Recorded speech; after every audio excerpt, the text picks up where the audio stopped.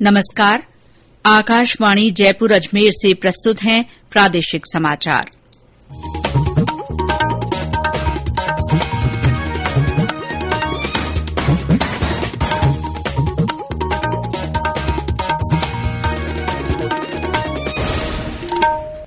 मुख्य समाचार।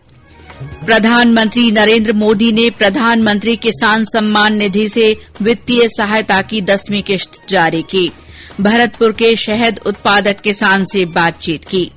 प्रदेश में कोविड के मामलों में तेजी से बढ़ोतरी, आज 301 मामले सामने आए। जयपुर में संक्रमण की रोकथाम के लिए सख्ती के निर्देश। 15 से 18 वर्ष के किशोरों और युवाओं को कोविड टीके लगाने के लिए कोविन पोर्टल पर पंजीकरण शुरू। प्रदेश के युवाओं में टीकाकरण के प्रति उत्साह। राज्य सरकार ने इंदिरा रसोई योजना में प्रति थाली अनुदान की राशि 12 रुपए से बढ़ाकर 17 रुपए की। और प्रदेश में कड़ाके की सर्दी का दौर जारी, अगले सप्ताह कुछ स्थानों पर बारिश की संभावना। समाचारों के साथ मैं शीला चावला। देश कोविड-19 के खिलाफ लड़ाई में 150 करोड़ टीकाकरण की उपलब्धि हासिल करने की ओर अग्रसर है। कोरोना के नए वेरिएंट के समाचारों ने चिंता को और बढ़ा दिया है, इसीलिए हम अपने श्रोताओं से अपील करते हैं कि जल्दी ही दोनों टीके लगवाएं और अन्य लोगों को भी टीके लगवाने में सहायता करें। कृपया इन 3 आसान उपायों का पालन अवश्य करें। मास्क लगाएं, 2 गज की सुरक्षित दूरी बनाए रखें, हाथ और चेहरा साफ रखें। कोविड से संबंधित किसी भी जानकारी और मार्गदर्शन के लिए राष्ट्रीय हेल्पलाइन नंबर 1075 पर संपर्क करें। और अब समाचार विस्तार से।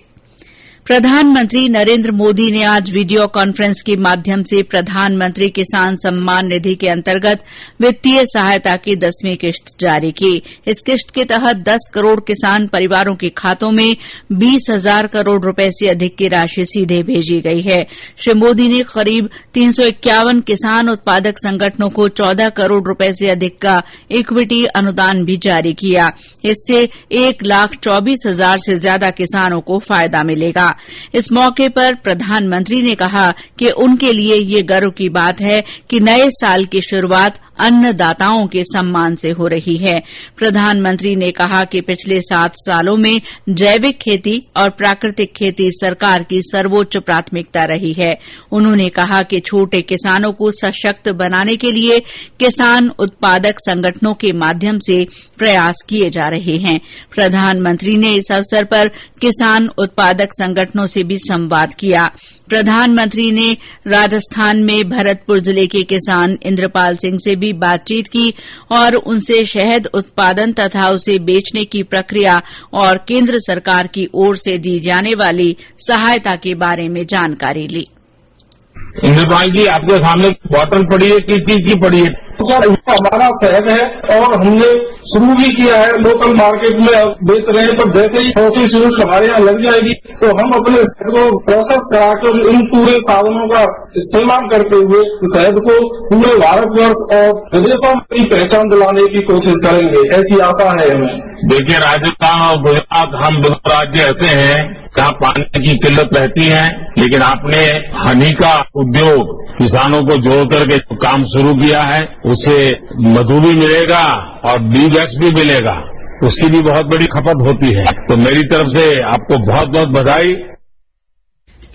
इस अवसर पर कृषि मंत्री नरेंद्र सिंह तोमर ने कहा कि पीएम किसान योजना के तहत अब तक किसान परिवारों को 1,61,000 करोड़ रुपए से अधिक की राशि भेजी जा चुकी है।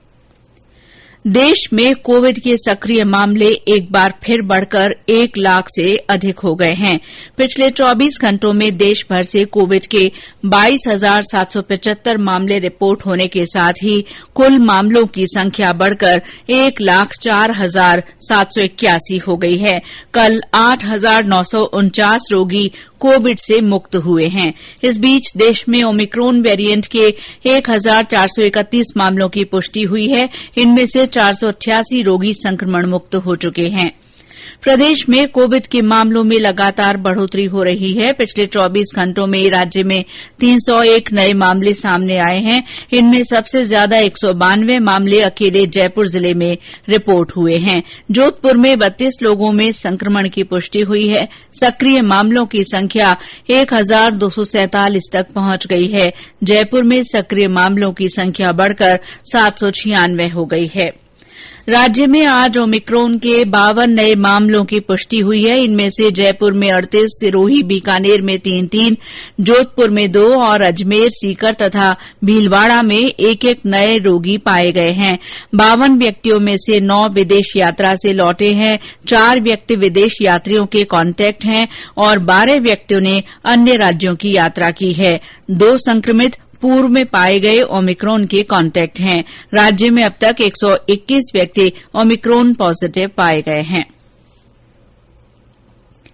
जयपुर में कोविड संक्रमण के प्रसार को रोकने के लिए कोविड प्रोटोकॉल का उल्लंघन करने वालों के खिलाफ पुलिस और प्रशासन सख्त कदम उठाएगा। जयपुर के प्रभारी सचिव सुधांशु पंत ने कोविड की स्थिति को लेकर जिला प्रशासन, पुलिस, नगर निगम तथा चिकित्सा और स्वास्थ्य विभाग के अधिकारियों की बैठक ली। श्री पंत ने अधिकारियों से कोविड संक्रमण के प्रसार को रोकने के लिए प्रभावी उपाय करने के निर्देश दिए। बैठक के बाद जिला कलेक्टर अंतर सिंह नेहरा ने पत्रकारों को बताया कि बैठक में विभिन्न उपायों पर चर्चा की गई। लोगों को कोविड प्रोटोकॉल के बारे में जागरूक भी किया गया।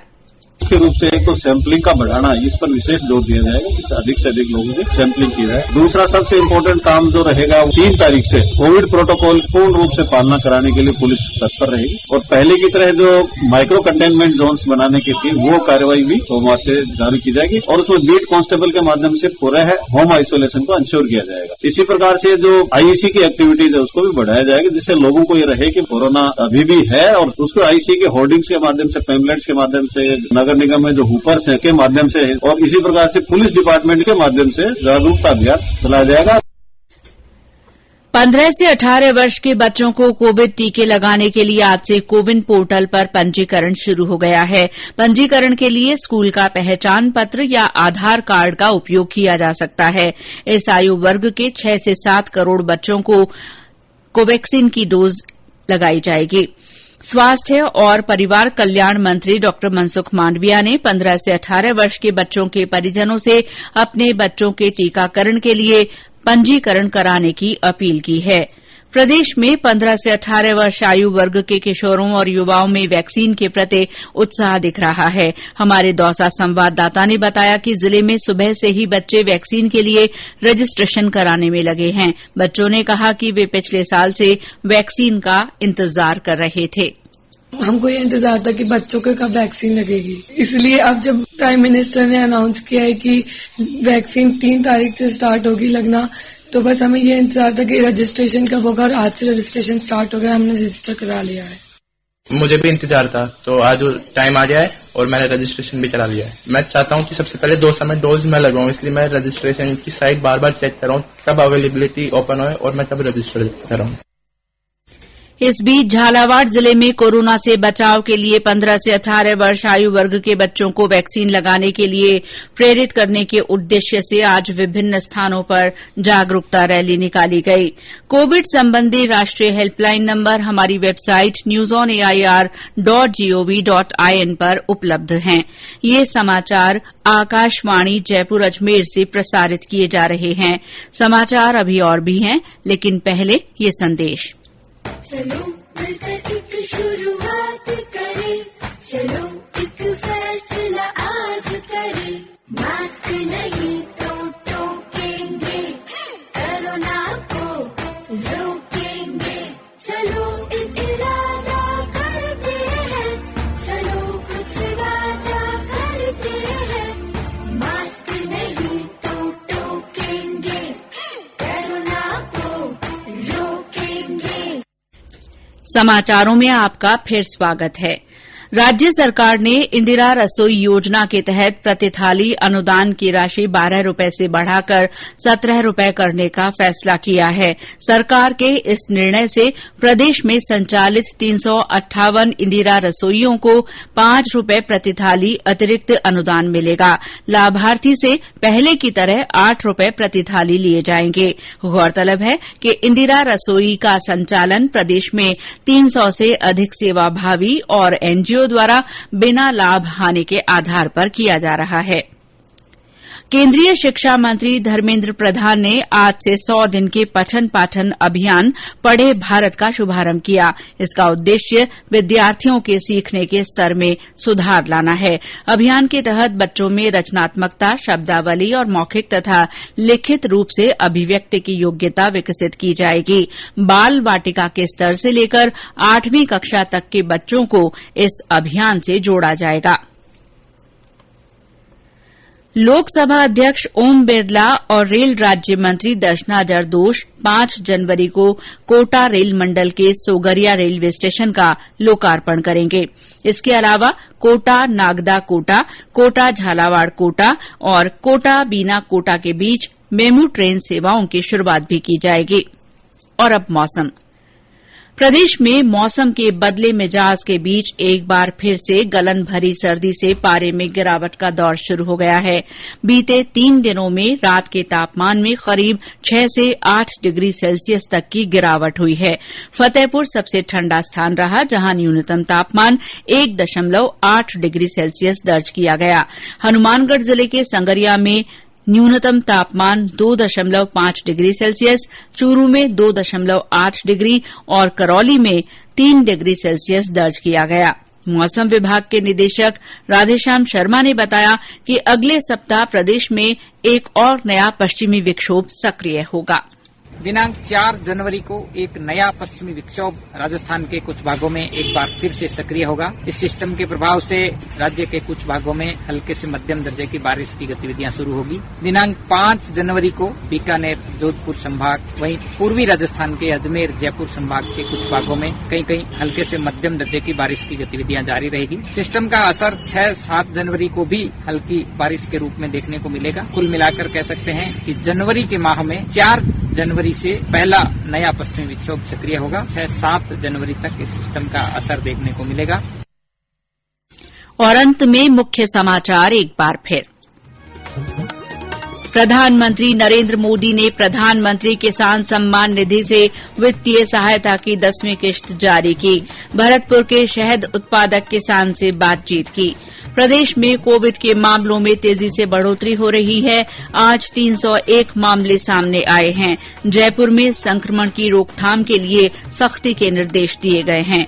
15 से 18 वर्ष के किशोरों और युवाओं को कोविड टीके लगाने के लिए कोविन पोर्टल पर पंजीकरण शुरू हो गया है। प्रदेश के युवाओं में टीकाकरण के प्रति उत्साह देखा जा रहा है।